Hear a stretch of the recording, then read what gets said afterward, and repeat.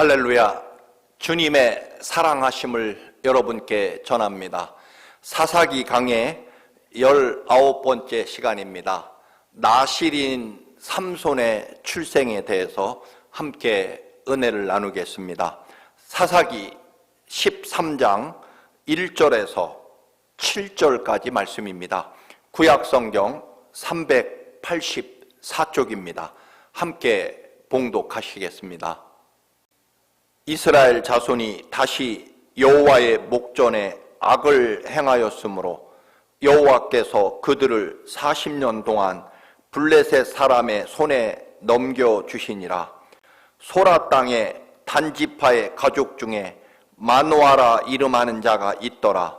그의 아내가 임신하지 못하므로 출산하지 못하더니 여호와의 사자가 그 여인에게 나타나서 그에게 이르시되 보라, 네가 본래 임신하지 못하므로 출산하지 못하였으나 이제 임신하여 아들을 낳으리니 그러므로 너는 삼가 포도주와 독주를 마시지 말며 어떤 부정한 것도 먹지 말지니라. 보라, 네가 임신하여 아들을 낳으리니 그의 머리 위에 삭도를 대지 말라. 이 아이는 태에서 나옴으로부터 하나님께 바쳐진 나실인이 됨이라. 그가 블레셋 사람의 손에서 이스라엘을 구원하기 시작하리라 하시니 이에 그 여인이 가서 그의 남편에게 말하여 이르되 하나님의 사람이 내게 오셨는데 그의 모습이 하나님의 사자의 용모 같아서 심히 두려움으로 어디서부터 왔는지를 내가 묻지 못하였고 그도 자기 이름을 내게 이르지 아니하였으며 그가 내게 이르기를 보라, 네가 임신하여 아들을 낳으리니 이제 포도주와 독주를 마시지 말며 어떤 부정한 것도 먹지 말라. 이 아이는 태에서부터 그가 죽는 날까지 하나님께 바쳐진 나실인이 됨이라 하더이다 하니라. 아멘. 우리는 지난주에는 흔히 소사사로 불리는 입산, 엘론, 압돈 이 세 명의 사사가 평생 하나님의 은혜와 사랑 가운데 살다가 사사로 부름받았음에도 그들이 사사로 있는 지도자로 있는 동안에 여러분 아들, 딸 이방인에게 시집장가 잘 보냈고 그래서 아주 부유하게 살았거나 혹은 아들 40명, 손자 30명에게까지 모두 자가용, 최고급 자가용 한 대씩 사줄 만큼 그렇게 아들, 딸 시집장가 잘 보내고 또한 자식들 좋은 자동차, 좋은 그런 환경을 잘 물려주고 편하게 살게 해 주었다. 겨우 이것으로 사사의 모든 평생의 기록이 그렇게 남겨진 불행한 사사들의 이야기를 나누었습니다. 오늘 이제 이스라엘의 거의 마지막 사사인 그 유명한 머리를 기른 삼손 이야기가 이제 오늘 시작됩니다. 삼손은 그 유명한 삼손은 단지파 출신입니다.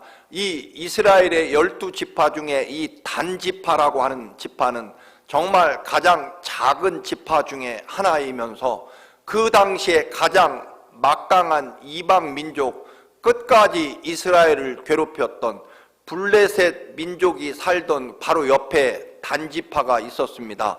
그래서 이 단지파는 끝없이 블레셋에게 괴롭힘도 당했지만 그러나 자신들도 모르는 사이에 이 블레셋 사람들이 섬기는 우상과 블레셋 사람들의 문화, 이미 그들은 강철, 철기 시대를 살아가는 앞선 문명과 또한 사회 여러 가지 정치 체제를 가지고 있었기 때문에 이 단지파 입장에서는 굉장히 부러운 막강한 잘 사는 강력한 민족이었기 때문에 어느새 그들의 문화적 종교적 영향을 많이 받았던 그런 지파라고 볼 수 있습니다. 때문에 여러분 삼손도 이방 사람과 대단히 친밀하고 또한 잘 지내기도 하고, 더군다나 이방 민족, 블레셋 민족들의 그러한 종교와 문화에 물들 수밖에 없는 그런 위치의 단지파 출신입니다. 아버지는 마노아였고 어머니 이름은 성경에 기록되어 있지 않습니다. 오랜 동안 잉태하지 못했습니다. 아기를 낳지 못한 이야기가 이 마노아 그의 부인에게도 이루어집니다.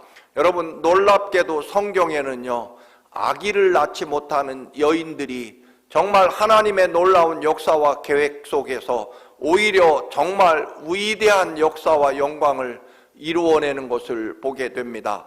아기를 갖지 못했던 그 당시 여인으로서 가장 불행하고 심지어는 하나님의 저주를 받은 그런 사람으로 취급되는 그런 처절한 불행과 쓸쓸함과 외로움을 겪었던 여인들에게서 오히려 하나님의 전적인 능력과 인도하심, 물론 그 여인들의 간절한 부르짖음과 또한 하나님을 향한 그런 믿음을 통해서 위대한 하나님의 일꾼들이 탄생하는 것을 보게 됩니다. 이 마노아 그리고 그의 아내에게 여호와의 사자가 잉태해서 아들을 낳게 될 것이라고 그렇게 알려줍니다. 그런데 하나님이 조건이 있습니다. 이제부터 태어나는 아들 삼손은 평생 영원토록 나실인으로 구별되어 살아야 된다고 명령합니다. 아들을 주기는 하겠지만 그 아들은 하나님이 택하시고 하나님이 구별하신 나실인으로 평생을 살 것을 명령받게 됩니다. 이 나실인이라고 하는 것은 타고난 신분이 아니라 무슨 12지파처럼 족보를 갖는 것이 아니라 하나님이 특별히 선택한 백성들에게, 물론 나실인은 보통은 자기가 나실인으로 성별해서 구별되어서 살겠다고 그렇게 맹세를 하고 서약함으로, 즉 스스로 원해서 나실인의 그런 역할을 감당하겠다고 하는 것이 일반적입니다. 그래서 제가 일정한 기간 동안 하나님, 저는 이제부터 나실인으로 살겠습니다, 그렇게 맹세하고 1년이든 3년이든 10년이든 하나님 앞에 자기 스스로 거룩한 하나님의 자녀로서 특별히 나실인이라고 하는 서원을 하고 맹세를 한 다음에 일정한 기간 동안 하나님 앞에 목적을 가지고 거룩하고 성별된 그런 기간을 구별해서 살겠다고 서원하는 것으로 이루어집니다. 그런데 오늘 삼손은요, 하나님이 아예 선택하시고 명령하시고 택하셔서 너는 평생토록 나실인으로 살아야 된다. 아이를 낳지 못하는 마누아와 그의 아내에게 아들을 하나님이 주시면서 이 아들은 너희들의 능력과 너희들의 그런 힘으로는 결코 낳을 수 없는 전적인 하나님이 주신 선물이고 하나님의 능력과 은혜로 태어나는 아이니까 하나님 것이라는 것입니다. 하나님의 역사와 하나님의 주시는 사명을 감당해야 될 아들을 너희들에게 보내는 것이다. 그래서 그 아들은 하나님의 아들이기 때문에 나실인으로 서원해서 평생을 나실인으로 살아야 된다는 것입니다. 그래서 삼손은 일정한 기간 동안 본인이 원해서 나실인으로 사는 것이 아니라 하나님의 은혜와 특별한 선택, 지명하여 부르심으로 나실인으로 평생을 살아야 됩니다. 이 나실인은 하나님 앞에 정말 거룩하게 율법대로 하나님의 말씀대로 자기를 세상과 구분해서 철저하게 하나님의 거룩함과 성결함을 지키며 살겠다고 맹세하는 사람을 말합니다. 그래서 포도주를 절대로 마시면 안 됩니다. 사실 그 당시의 문화에서 지금도 마찬가지입니다만 포도 농사를 많이 짓는 중동에서 포도주는 또는 물이 우리나라처럼 또는 이 뉴욕처럼 물이 맑고 좋은 것이 아니라 석회수나 또는 모래, 중동의 그런 여러 광물질이 포함된 아주 물의 그 질이 좋지 않은 그런 곳이기 때문에 포도주를 담그어서 그 음료수처럼 거의 음료수 개념이 바로 포도주이기 때문에 여러분, 포도주를 마시지 않는다라고 하는 것은 사실은 굉장히 쉽지 않은 것입니다. 우리들 개념으로는 포도주가 술이지만 사실은 중동 그 지역에서는 약간은 훨씬 음료수에 가깝다고 볼 수 있기 때문에 그렇습니다. 그런데 그 포도주를 마시지 말라는 것입니다. 절대로 입에도 대서는 안 된다. 정말 정말 심하게 엄격한 그런 구별일 것입니다. 그러나 포도주도 물론 노아처럼 한없이 마셔도 되고 절제하지 못하면 물론 당연히 알코올이 들어있고 그리고 사실은 술이 분명하기 때문에 결국 인간을 마비시키고 하나님의 영광을 가리우는 그런 절제를 잃어버린 그런 음료이기 때문에 나실인은 이런 아주 작은 틈, 작은 그런 악의 출발점 또는 하나님의 영광을 가릴 가능성이 조금이라도 있다면 미리 차단하는 삶을 살겠다. 그래서 죄를 안 짓는 정도가 아니라 아예 죄를 지을 가능성을 미리 차단하며 살겠다. 그 정도로 엄격하게 구별된 삶이 바로 나실인의 서원입니다. 또한 가능성, 혹시라도 내가 이것 때문에 죄를 짓거나 하나님의 영광을 가릴 가능성이 있다면 처음부터 아예 그 가능성에 접근하지 않는 것입니다. 죄인은 죄를 짓지 않기 위해서 아예 죄 지을 자리, 즉 오만한 자리에 가지 않고 앉지 않는다, 서지 않는다. 즉 죄질 만한 가능성이 있는 그런 장소, 그런 사람, 그런 환경에 내가 아예 미리 경계하며 그곳에 가지 않겠다라고 하는 의미일 것입니다. 두 번째로는 머리를 자르지 않습니다. 즉 평생 이발을 하면 안 됩니다. 왜냐하면 머리는 성경에서 하나님을 상징하기 때문에, 즉 모든 인생 삶의 결정권이 하나님께 있다라고 믿는 상징적인 의미일 것입니다. 그래서 우리의 머리는 하나님이시다.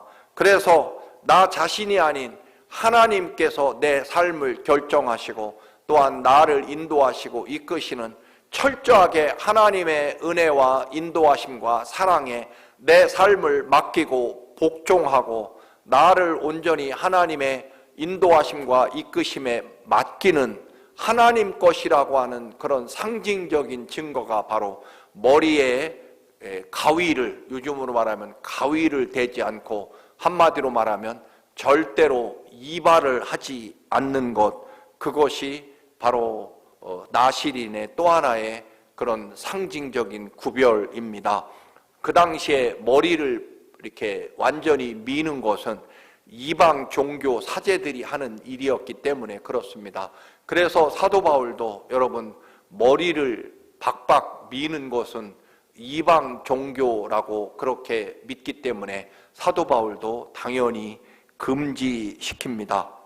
결국 머리 혹은 머리카락은 하나님의 철저한 인도하심에 따른다라고 하는 하나님에 대한 상징이기 때문에 머리에 가위를 대지 않고 절대로 이발을 하지 않는 것, 그것이 나실인의 특징이고, 또 하나는 부정한 음식이나 부정한 것을 만지지 않는다는 것입니다. 즉 죽은 시체, 그게 사람이든 동물이든, 또한 거기에 접촉했던 소위 하나님의 말씀과 율법에 부정하다고 여겨지는 것을 접촉하거나 혹은 먹는 일이 없어야 한다는 것입니다. 그래서 타락하고 부패한 것들 또는 타락하고 부패할 가능성이 있는 사람, 하나님의 말씀과 하나님의 사명에서 떠난 그런 하나님의 영이 함께하지 않는 사람, 하나님의 말씀이 없는 사람, 하나님의 영광이 없는 사람, 하나님의 말씀을 오히려 반대로 거부하고 하나님께 대적하는 사람, 원망과 불평으로 늘 가득 차 있는 사람, 이런 사람들에 대해서 구별하겠다라고 하는 것입니다. 그래서 하나님의 사람은 사실은 하나님이 하지 말라고 하는 것, 절대로 생명을 걸고 하지 않는 것, 또는 하나님이 해야 된다라고 말씀하시는 것은 생명을 바쳐서라도 하는 사람, 즉 하나님이 하라고 하는 것 생명을 걸고 하고, 하나님이 하지 말라고 하는 것 또는 하나님이 싫어하는 것은 절대로 하지 않는 것, 그게 하나님의 구별된 삶의 모습일 것입니다. 여러분, 성도들이라고 하는 것은 육신의 욕망과 또는 감정대로 사는 것이 아니라 하나님이 기뻐하시는 것은 하고 하나님이 싫어하시는 것은 절대로 하지 않는 것입니다. 내가 아무리 하고 싶어도 혹은 반대로 하기 싫어도 하나님이 원하시면 하는 것이고, 하나님이 원치 않으면 내게 아무리 좋고 기쁜 일이라도 거절하는 것, 이게 거룩함이고 구별됨일 것입니다. 여러분, 나시리는 이것에 대해서 더 철저하게, 그리고 우리들은 단지 하지 않거나 하려고 하겠지만 나실인의 수준은 그럴 가능성이 조금이라도 있다면 아예 미리 그 자리 또는 그런 환경과 접촉 자체를 또는 그런 자리에 아예 가지 않겠다라고 하는 그런 미리부터 구별된 삶을 살아가는 사람이 바로 나신일 것입니다. 그래서 하나님의 완전한 거룩함과 하나님의 그런 경건함을 지키는 그 표준으로, 상징으로 세워지는 사람이 바로 나실인이라는 것입니다. 여러분, 이 표준이라고 하는 것은 조금의 오차나 또는 흠이 있으면 안 될 것입니다. 여러분, 나실인이라고 하는 존재는 바로 하나님의 사람의 완전함을 상징적으로 보여주기 위해 존재하는 표준, 스탠다드일 것입니다. 여러분, 어디에 어느 시대나 여러분 표준이 있을 것입니다.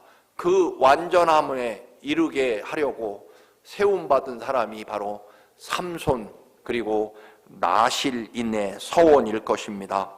삼손은요, 태어나서부터 은혜로, 기적으로 하나님이 사명과 하나님의 권능으로 태어난 삼손이고, 그리고 그의 존재의 목적과 이유는 하나님의 거룩함과 영광을 나타내기 위해서 그는 하나님이 보내셨고, 그리고 태어나게 하셨고, 그리고 그 사명과 은혜를 지키게 하시려고 나실인으로 받게 됐다라고 하는 것입니다.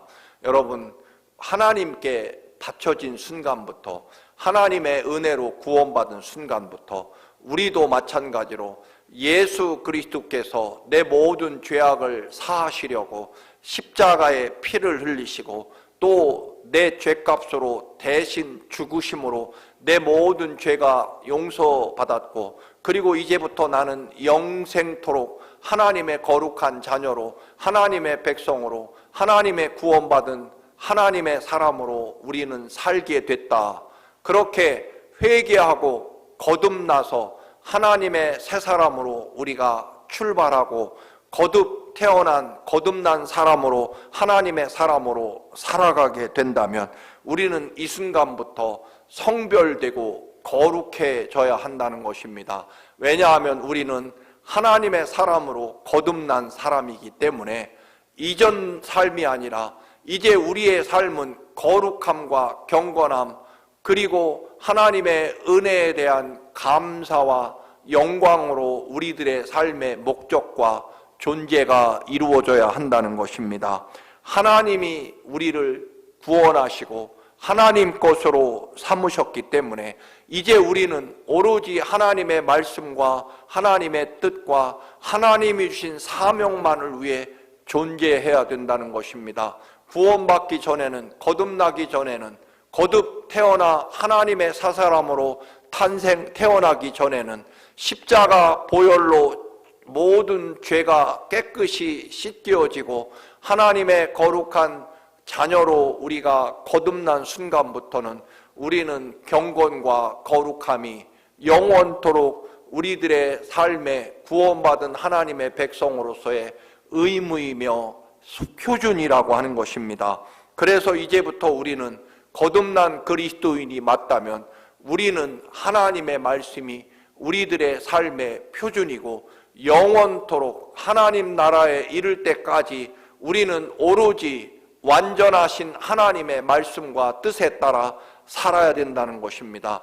여기에 그 어떤 다른 타협이 존재하지 않습니다. 우리가 아는 대로 결국 삼손은 드릴라의 유혹에 빠져 머리가 잘리워지고 힘을 잃어버리고 여러분 비참하게 생애를 마감하게 됩니다만, 여러분 결국 우리가 어떻게 존재합니까? 예수님이 십자가에 죽으심으로 내 대신 죄값을 갚기 위해 내 죄값을 지시고 주님이 죽으심으로 용서받아 거룩한 하나님의 자녀로 우리가 새로 태어났습니다. 우리가 존재하고 우리가 사는 오로지 한 가지 이유는 예수님이 내 대신 죽으셨기 때문입니다. 이 은혜를 감당해야 된다는 것입니다. 이 은혜 때문에 우리는 평생 영원토록 존재한다는 것입니다. 다른 것은 있을 수 없습니다. 이 십자가 거룩한 보혈의 은혜를 온전히 감당하는 영적인 나실인으로서 예수 그리스도의 거룩한 보혈의 피로 성별된 구별된 그리스도의 피로 우리는 거룩한 삶을 이제 살아가기 시작해야 됩니다. 언제까지? 하나님 나라 이를 때까지 말입니다.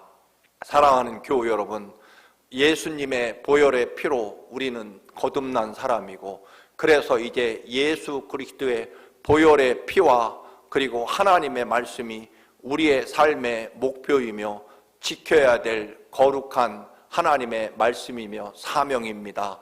여러분, 경건하고 거룩함을 이루는 그리스도인으로 사셔야 됩니다.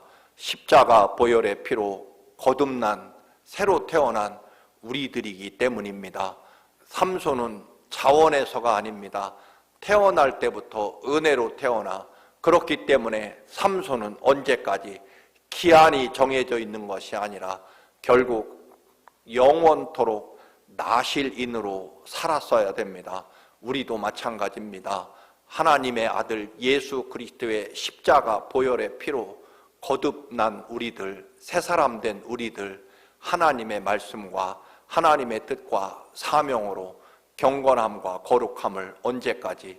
하나님 나라 이를 때까지 흔들림 없이 감당하는 여러분의 믿음이 되시기를 주님의 이름으로 축원합니다.